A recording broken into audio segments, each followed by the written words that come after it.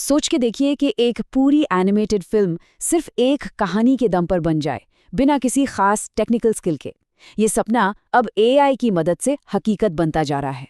तो चलिए आज इसी पर बात करते हैं कि कैसे एआई एनिमेशन की दुनिया को शायद हमेशा के लिए बदल रहा है। ये सवाल हर कहानीकार के मन में आता है। आइडियाज तो बहुत होते हैं, है ना? लेकिन उन आइडियाज को स्क्रीन पर उतारना, उन्हें एक जीता जागता सीन बनाना, असली चुनौती तो वही है। और यहीं पर पुराने तरीकों की लिमिटेशन सामने आती थी। तो चलिए सबसे पहले बात करते हैं उन पुरानी मुश्किलों की जिन्होंने अब तक क्रिएटर्स के हाथ बांध रखे थे। जरा सोचिए, एक छोटा सा सीन, मान लीजिए कैरेक्टर बस एक सेब खा रहा है। इस छोटे से काम के लिए पोजिंग, ड्राइंग, की फ्रेमिंग, इन सब में घंटों लग जाते थे। इसके लिए बहुत ज्यादा टाइम और स्किल दोनों की जरूरत पड़ती थी।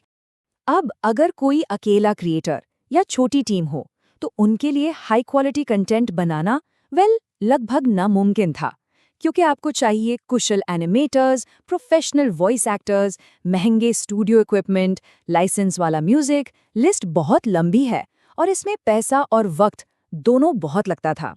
लेकिन अब सीन पूरी तरह से बदल रहा है। चलिए देखते हैं कि ये नए एआई टूल्स कैसे पूरा गेम पलट रहे हैं और क्रिएटर्स के लिए क्या कुछ मुमकिन कर रहे हैं। वॉइस ओवर बनाने का तरीका तो पूरी तरह से बदल गया है। जहां पहले महीनों लग जाते थे, अब AI text to speech platforms की वजह से लिटरली मिनटों में 90 से ज्यादा भाषाओं में एकदम नेचुरल लगने वाली आवाज तैयार हो जाती है। और ये सिर्फ कहने की बातें नहीं हैं, इसका रियल वर्ल्ड इम्पैक्ट देखिए। हिंदी फैक्ट्स हब के फाउंडर राहुल शर्मा का एक्सपीरियंस ये बताता है कि कैसे सिर्फ एक एआई वॉइस टूल ने उनके चैनल को 10,000 से सीधे 1 मिलियन सब्सक्राइबर्स तक पहुंचा दिया। उनका कहना है कि इस टूल ने उन्हें सिर्फ आवाज नहीं दी, एक पूरा करियर दे दिया। और ये जो बदलाव है ना, ये सिर्फ आवाज तक ही नहीं है, विजुअल्स में भी ठीक ऐसा ही हो रहा है। पहले हर एक बैकग्राउंड को हाथ से बनाना पड़ता था, सोचो कितना टाइम। और अब बस टेक्स्ट प्रॉम्प्ट लिखकर या एक रफ स्केच बनाकर पूरे के पूरे सीन तैयार किए जा सकते हैं। लेकिन जैसा हर नई टेक्नोलॉजी के साथ होता है, एक ट्विस्ट तो है। एआई ने पुरानी प्रॉब्लम्स तो सॉल्व कर दी, पर एक नई और बहुत बड़ी प्रॉब्लम सामने ला दी है।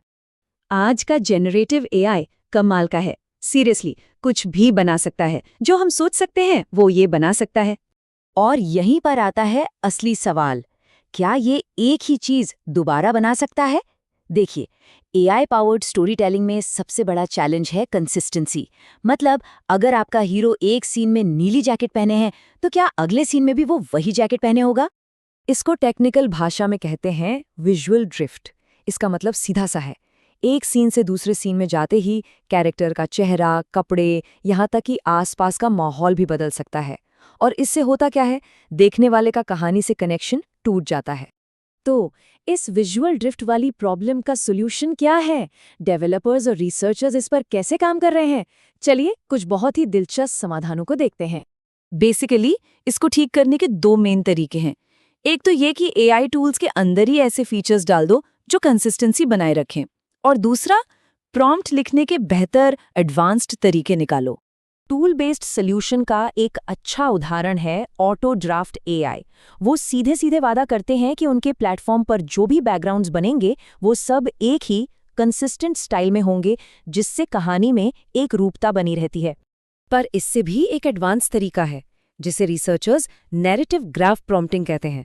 अब ये क्या चीज़ है? ये बेसिकली पूरी कहानी को एक स्ट्रक्चर्ड डेटाबेस की तरह ट्रीट करता है, ताकि इस प्रॉब्लम को जड़ से खत्म किया जा सके।